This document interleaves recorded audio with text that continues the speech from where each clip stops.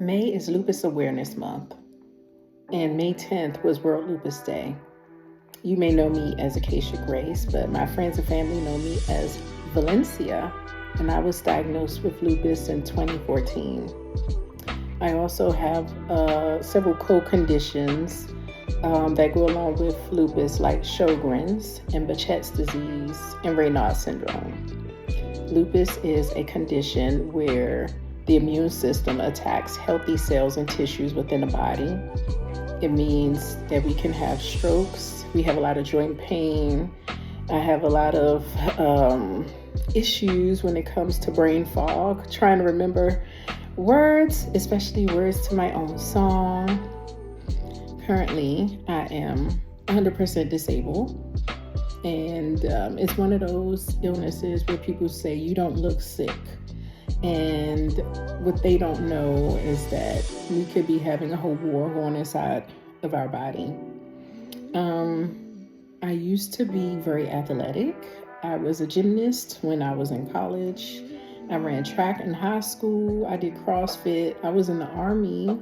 And, gym life, at least several times a week, has always been a big part of my life. And now to go from this to just being stationary and sedentary all the time has really changed my life. It's changed my ability to work. A lot of days I'm not okay, but I'm doing the best that I can. All we can do is take it day by day. I've lost a couple of friends who passed away at a young age due to having lupus, and it's a very misunderstood disease. We are probably the most undertreated population as far as autoimmune diseases because a lot of doctors don't understand. My family, they know a lot about, they know now a lot about it. It took them a while, I guess, from seeing me go from super mom and superwoman to not being able to do much, and then just like seeing how it physically affects me. Then they're like, oh, okay, look, this is something serious. So I get support from my family, my kids as well. I have 2 children. They worry a lot about their mom, but I was treated by one of the best doctors in the world, Dr. Wallace, and a lot of people can't say that they got that level of care, but I was lucky enough to be living in California when I started having issues from the sun, which is why I don't like going to California a lot anymore. And him and his team treated me. So that was actually how I got diagnosed. I moved to California. I was born and raised in Washington, D.C. Moved to California, and in California you have almost 300 days of sunlight.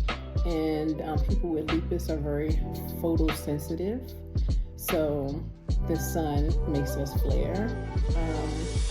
Mostly a lot of joint pain, and I've had joint pain since I was a child. So I have been living with it, but I think managing better on the East Coast because there's 4 seasons. And then when you get exposed to the sun like every day in California, it made my disease progress. It progressed a lot faster than it did my whole life. So a lot of days I had lots of joint pain. Like if I was in the house, I can kind of see what kind of day I was going to have, like just walking to the front door, because in California the sun rises like at 5:58 and before I even got to the door, if it's really sunny outside, warm, I'm already starting to hurt. So it was very trying, and I think leaving California, even though it was much to my chagrin for work, it was probably just the right decision. They say things happen for a reason. So when I moved away, I started to feel a little better, but then I started having other symptoms, neurological and vascular. So it's like, okay, well now that she's out of there, but we're still going to progress. So I had to deal with that, which is why I don't work. Some days it can be kind of hard to deal with because you feel alone. If you're somebody with a chronic illness, if you know anyone with a chronic illness, and they're always feeling unwell, it's kind of hard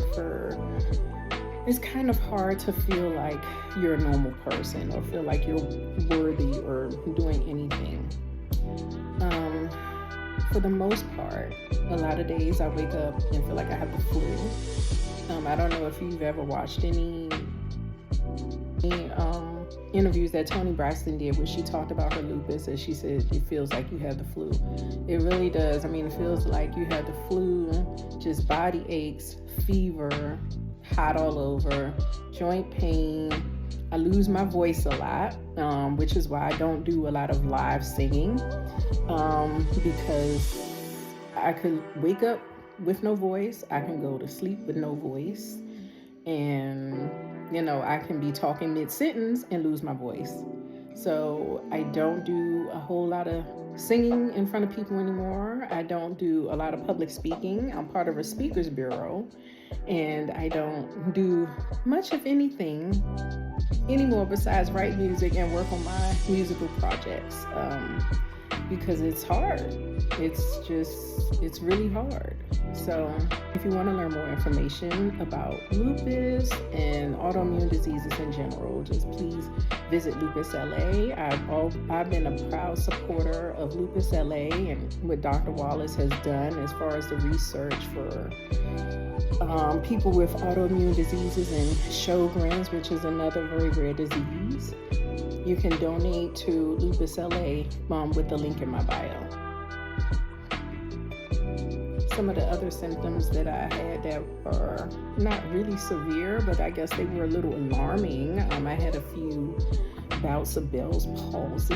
You can kind of see it in this picture. I went to a conference where I was speaking last year, and I was on around the steroids, and steroids just makes my face look puffy like a Cabbage Patch Kid. Most people call it the chipmunk face when you're on steroids. So I've been on and off steroids for a few years, and I went to this conference, and like I said, I was recovering from a Bell's palsy episode, which is just facial paralysis on one side, and I was just looking all kinds of crazy. And then, here we are 7 months later. I went to a conference for this same company, and I look fresh-faced and, a lot better because I recovered. So that's just one of the many things that I have to deal with when you have lupus. You have lupus? That gives a whole new perspective on everything. So that's why sometimes I'll be really tired or fatigued, or I need to take a break, or... My heart sunk.